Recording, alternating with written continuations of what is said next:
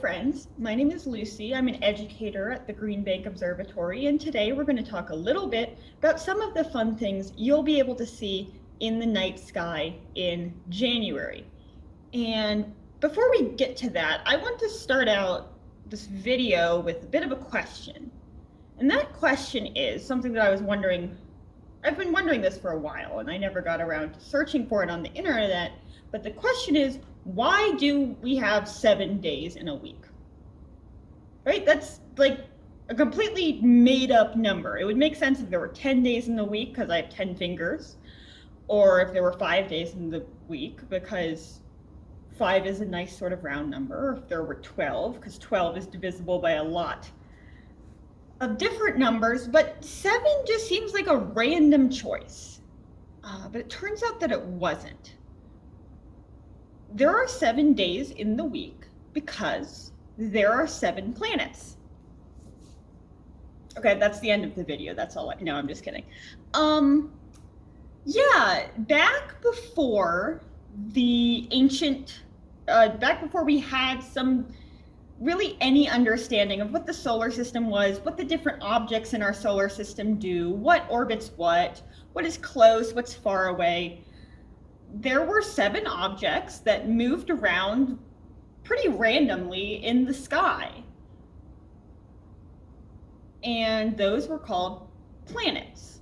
So we have, Mercury, Venus, Mars, this makes sense, Jupiter and Saturn.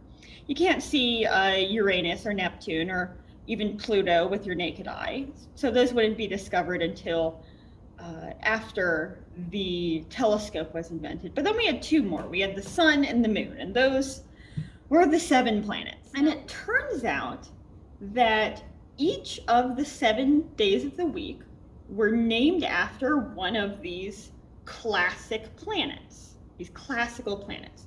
Sunday was obviously named after the sun, right? Monday comes from the word moon, so it's Moon Day or Monday. And then we get a little bit trickier, right? So Mars and Tuesday don't sound anything alike. However, if you speak a language that comes from Latin, which was what the Romans spoke, for example, Italian, you might call Tuesday something different. In Italian, Mars is called Martide or Martidi. So these sort of languages that come from the Roman language, Latin, name their Mars Day after Mars, the Roman god of war. However, English comes a little bit from Latin, but it comes from other places as well. It comes from other more Germanic languages, language around Germany. So the Germanic people, which includes like the Norse and the people in Germany, the people in like the Slovakia region, all of those people had their own gods before sort of the Roman gods came and they got smushed together. So the Roman god for war, Mars, sort of got tied in with the Germanic or the Norse god of war named Tyr, or Tu, depending on what language you speak. So we got Tuesday, comes from Tyr or Tu. This sort of makes sense, right?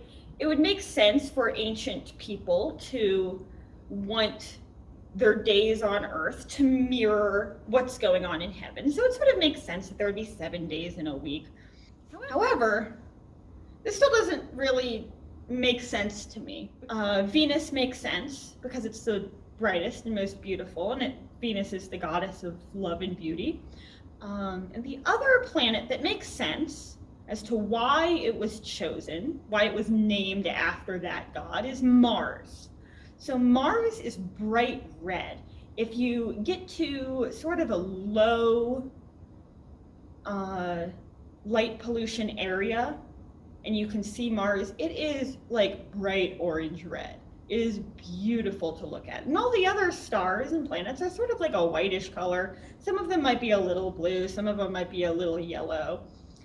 Betelgeuse in the constellation Orion, that star is a pretty distinct orange, but Mars outshines them all. It's a weird bright red, and it sort of stands out.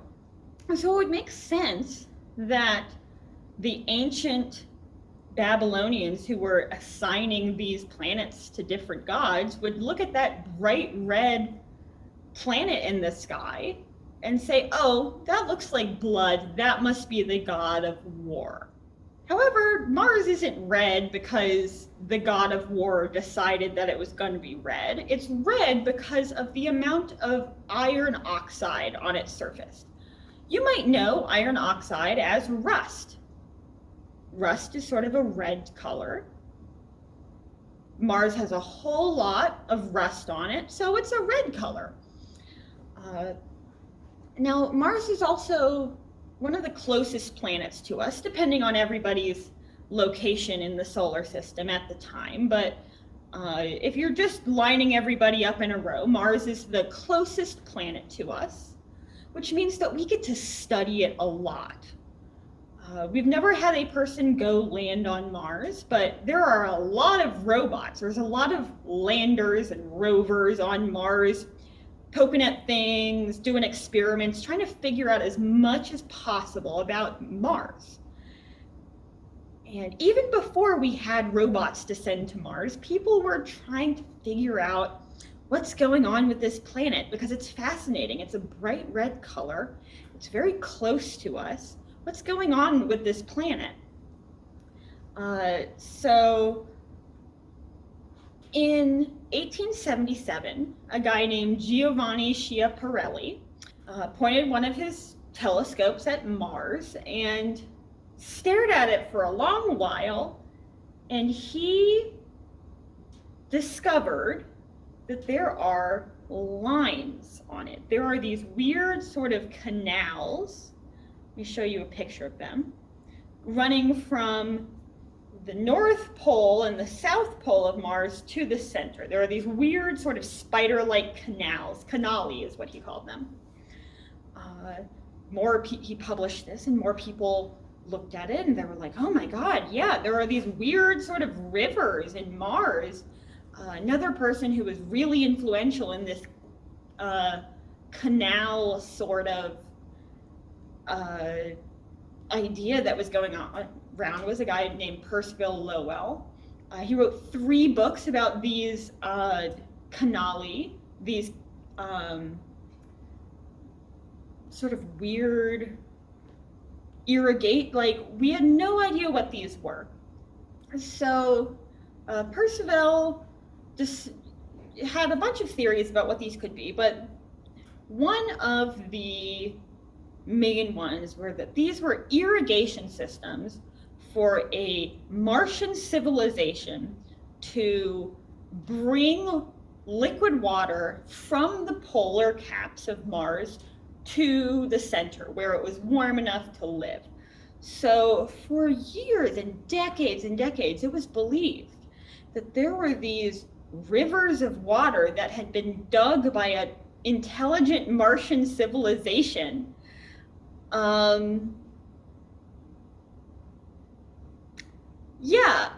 don't know if you know a lot about Mars. I certainly don't, but I know that there aren't Martians that are just digging tunnels everywhere. They're not just digging rivers. What this turned out to be was just an optical illusion, really. When you have a really sort of bad telescope, they didn't have great telescopes at the time. They didn't have very large telescopes. And you look through it and you see a whole bunch of dots, and you stare at it for too long, just like an optical illusion, those dots are going to start to get fuzzier and form lines. And this was proven to be just an optical illusion in 1903.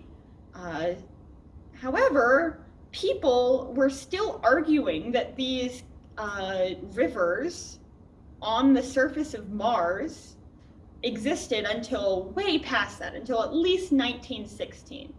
So 13 years after it was proven that these were an optical illusion, people were still out here making fools of themselves. Now, this sort of created a phenomenon, right? When you think of aliens, when you think of, intelligent life forms on other planets, your first thought is probably going to be Martians, right?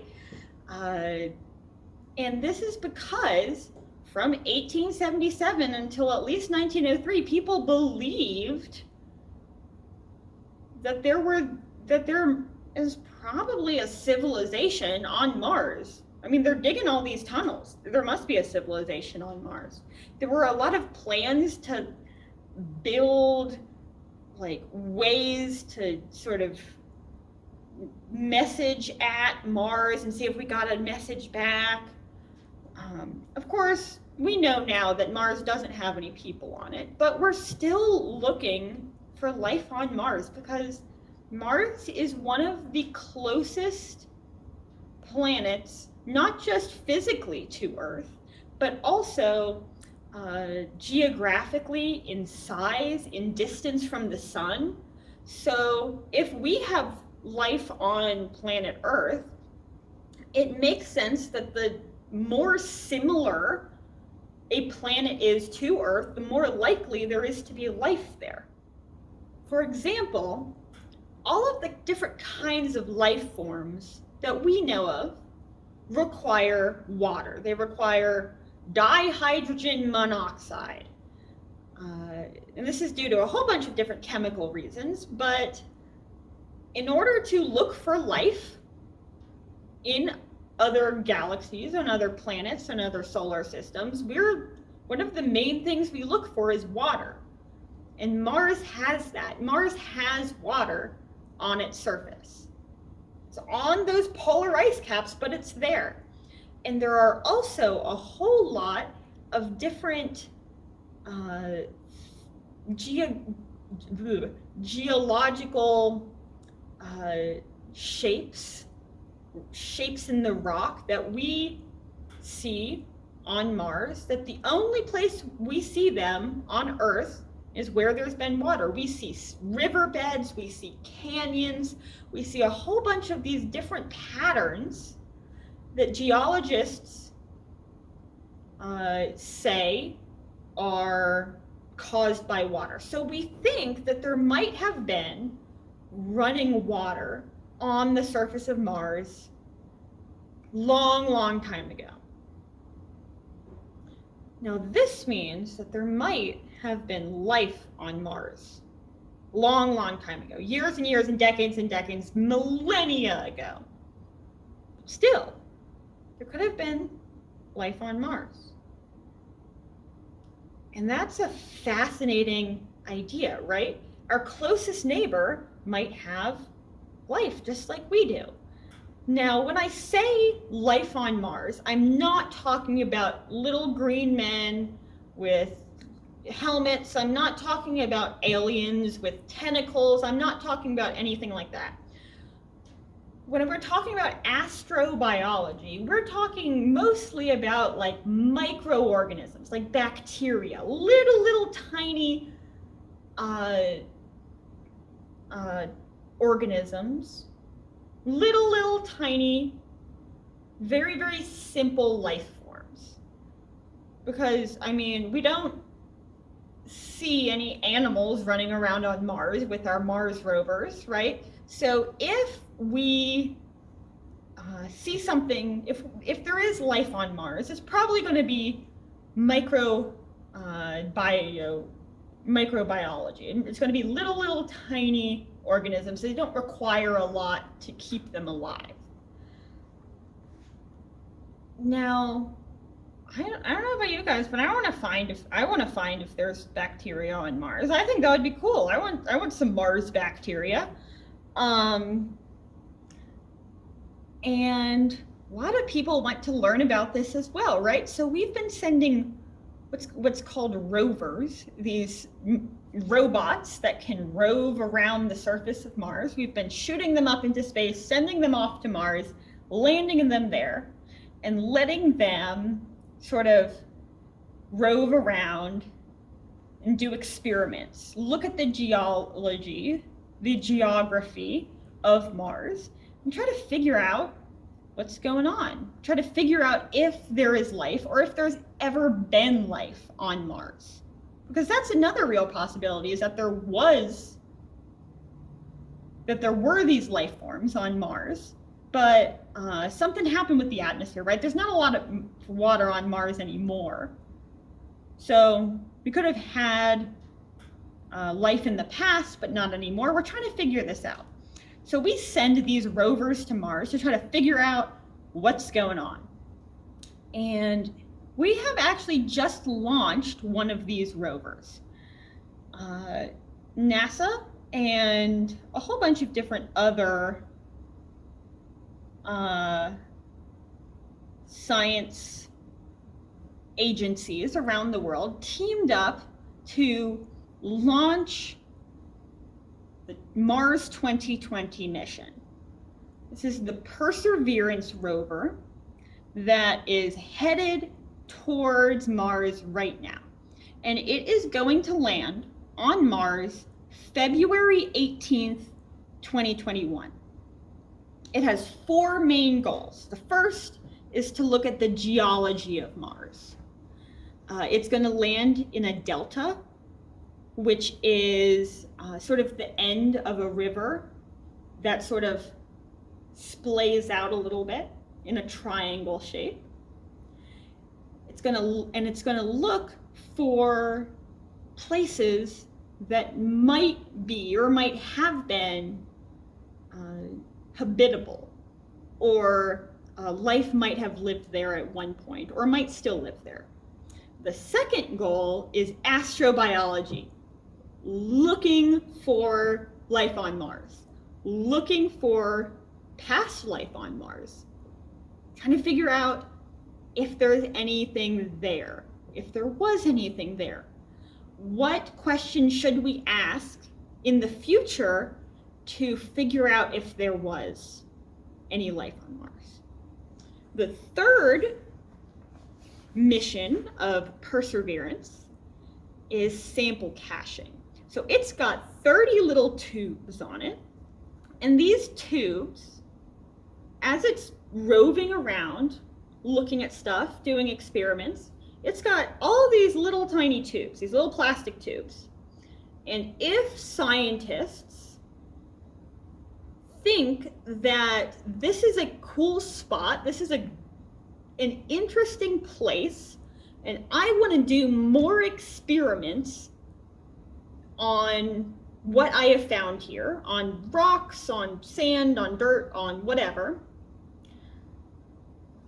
Perseverance can take out one of its tubes, shovel up some of that sample, that dirt, and put it in its tube, protect it, and then leave it there. So a future mission can come, pick up that sample, and bring it back to Earth.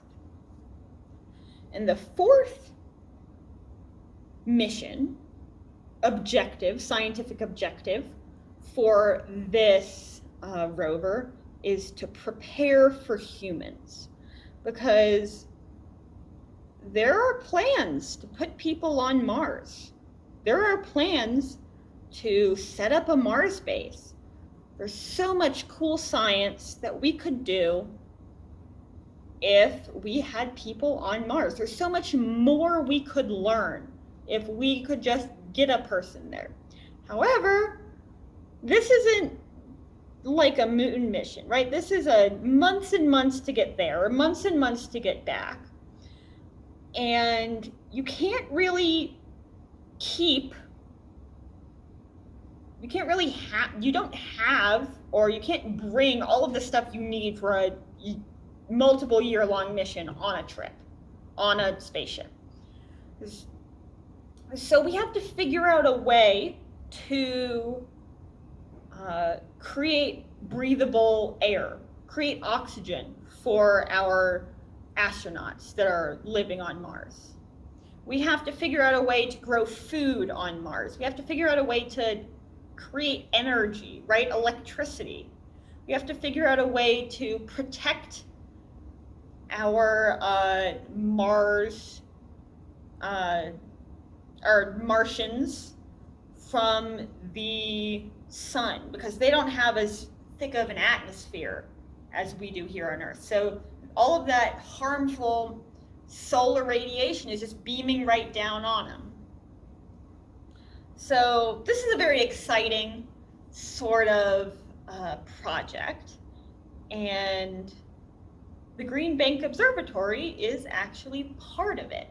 This is a really great opportunity for the Green Bank Observatory, because the Green Bank telescope is the world's largest fully steerable radio telescope, which means it's very, very sensitive, which means that it can be used to track Perseverance's landing on Mars.